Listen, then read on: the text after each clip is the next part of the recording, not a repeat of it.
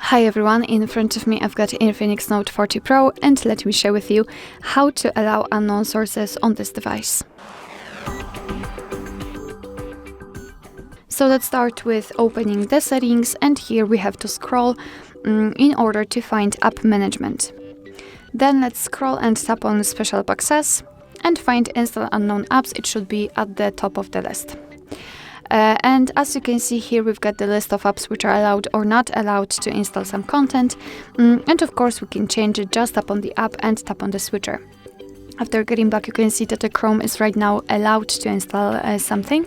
However, be aware that because you're doing it on your own responsibility, usually third-party apps aren't verified by the developer, so you may put your data and actually whole device at risk. So really remember about that and choose the apps wisely. Of course, you can also remove previously granted permissions. Just tap on the app and tap on the switcher, and after getting back, the Chrome is not allowed to install anything.